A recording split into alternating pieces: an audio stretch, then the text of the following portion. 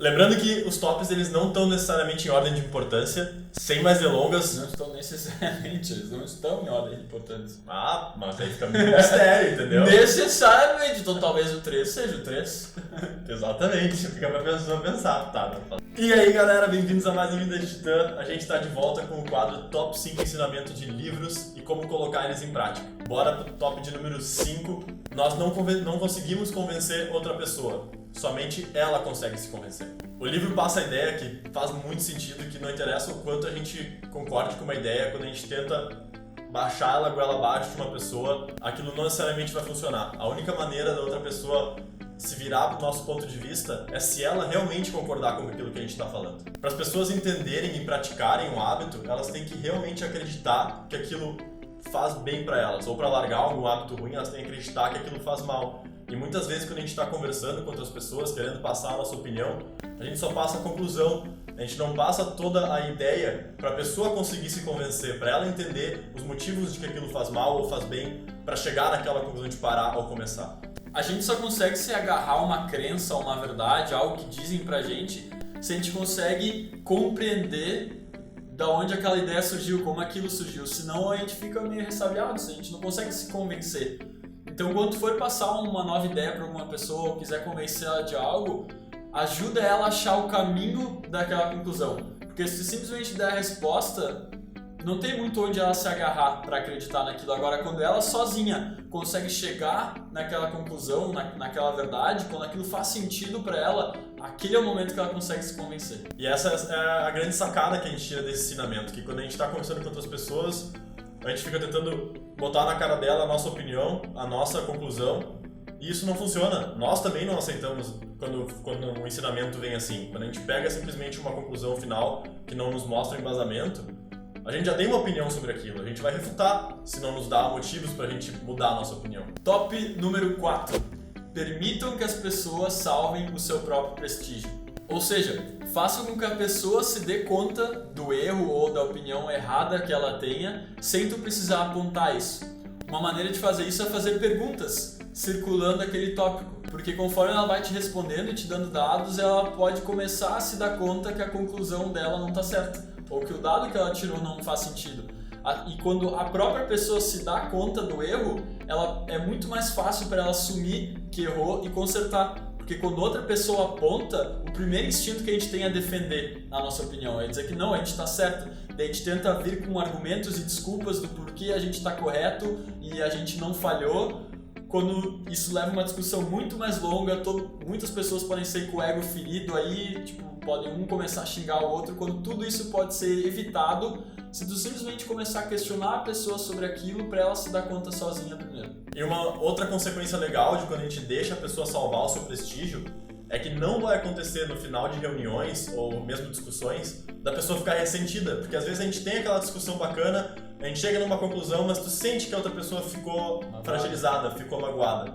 E quando a gente permite para ela, como o caso que o Augusto falou, fazemos perguntas, de repente deixamos ela chegar onde a gente quer que ela chegue, isso não acontece. O final é bacana, a gente consegue realmente levar só positividade. Porque daí ela se deu conta do erro dela e isso é algo positivo, né? Isso. Não, eu me dei conta do meu erro e corrigi e tá todo mundo ok com isso, ninguém se machucado. Tem uma dica muito bacana que o livro passa para aplicar isso, que é trocar o mas pelo e. Por exemplo, se tu tem um funcionário teu na tua empresa que tu acha que poderia estar dando mais, tá se empenhando melhor, entregando resultados melhores, ao invés de tu chegar para ele, fulano, tu constantemente entrega resultados bons, o teu último relatório foi muito positivo, mas não, troca o mas pelo e. Ou seja, fulano, tu tá fazendo muito bem teus relatórios, o teu último foi muito bom, e se tu acrescentasse isso, ia ficar excelente. Dica de número 3. Dê a outra pessoa uma reputação a zelar. Porque muitas vezes quando a gente quer dar uma crítica, a gente denigra a imagem dela e aí pede alguma coisa. Por exemplo, cara, que merda é isso que tu fez? Faz isso melhor. Só que na realidade a gente está passando uma imagem para ela e dela mesma negativa. Ou seja, quando ela for tomar ação, ela vai pensar, putz, ele acha que eu sou ruim. Ou seja, vai vir todas as ações vão ser condicionadas a essa mentalidade. Não pode vir coisa boa daí. Um jeito muito prático e legal de fazer isso é quando alguém, por exemplo, te entrega um relatório, tu tu falar, fulano, tu é sensacional em fazer relatórios, tu sempre entrega, tu é um dos melhores da nossa empresa em fazer isso. E se tu tivesse incluído este dado e este gráfico a mais, teria ficado melhor ainda. Daí a pessoa fica com aquela reputação de, eu faço relatórios muito bem, eu sou um dos melhores em fazer relatório da empresa. E ela vai querer manter essa reputação, porque é positivo, é um reforço positivo para ela. Então sempre que ela for fazer aquele relatório, ela vai se esforçar para ser o melhor da empresa. Eu não sei porque eu fiz isso. Top de número 2 é desperte um grande desejo em outra pessoa. As pessoas só fazem aquilo que elas têm vontade. Se tu quer que ela faça algo por ti, não é mandando ela ir fazer que ela vai fazer. Às vezes ela até pode, mas vai sem vontade e provavelmente não vai fazer de novo. O lance, a sacada, é despertar esse desejo dentro da pessoa. E como a gente faz isso de maneira prática é tendo um mindset de abundância. Porque o grande segredo dos relacionamentos, seja amizade, seja relacionamento amoroso, seja relacionamento profissional, é a pessoa saber que tu não quer tirar nada dela. Pensa contigo, os teus melhores amigos, as pessoas com quem tu te relaciona, as pessoas com quem tu mais gosta, tu não tem essa sensação de quando tu vai sair com elas, quando tu vai te encontrar com elas, que tu vai ter que dar algo pra elas, que elas vão retirar algo de ti. É sempre a troca, né? É sempre um agregando pro outro.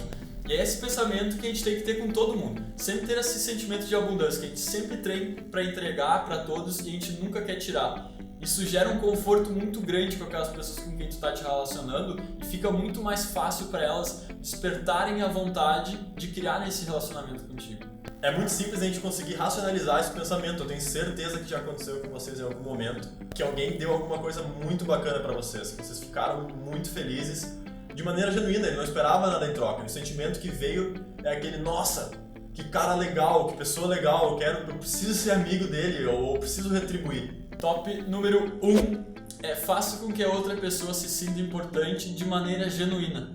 Isso é fantástico quando alguém consegue mostrar para nós que a gente tem valor, que a gente é importante, que a gente realmente importa para ela. E isso tem que ser feito de maneira genuína, porque quando tu sente a falsidade por trás disso, quebra todo o encanto, digamos assim, é muito difícil reverter. Então, quando tu for demonstrar a importância, o valor de outra pessoa, faça com coisas que tu realmente tenha apreciação, pelas quais tu realmente tenha apreciação na outra pessoa. Eu gosto muito do exemplo de que tu não deve dar elogios, tu deve demonstrar apreciação, porque elogios vêm daqui e a apreciação vem do coração. Então, quando tu for elogiar outra pessoa, ou simplesmente comentar que algo que ela fez que tu gostou foi muito importante pra ti, tu dê os motivos. Por exemplo, Augusto, muito obrigado pela carona que tu me deu ontem. Graças a isso eu consegui chegar a tempo no meu trabalho. Se eu tivesse dado a carona de má vontade, vamos supor, eu saber que por minha causa ele chegou a tempo no trabalho faz com que eu me sinta importante, que eu pense, realmente eu fiz algo legal, eu fiz algo bom. E daí cria o sentimento de, cara, quando precisar, eu sempre posso te dar carona pra tu não te atrasar no trabalho. De maneira geral, o que o livro passa é o contrário do que a maioria das pessoas espera dele. Quando tu lê o título, tu espera que ele vai te ensinar a manipular as pessoas. Quando na realidade o que fica claro quando tu vai lendo e vai entendendo os conceitos é que ele te ensina a ser uma pessoa mega empática. Ele te ensina como tu consegue expor, de uma maneira que tu consegue expor as tuas ideias para outros sem que eles se magoem, a tu passar pelos muros, pelas defesas, pelos egos e conseguir expor a tua opinião de maneira com que eles realmente entendam, sem ficarem magoados. Então galera, se tu curtiu esse vídeo, não esquece de deixar o like. Se tiver vontade, pode entrar em contato com a gente, seja pelos comentários, seja por e-mail, seja por sinal de fumaça, Pombo Correio, Alameda Pombo 3, como sempre. Se quiser assistir nosso último vídeo, ele está aqui. Nossas redes sociais estarão ali e não esqueça de se inscrever no nosso canal para acompanhar os próximos vídeos. Era isso, valeu, falou e fomos!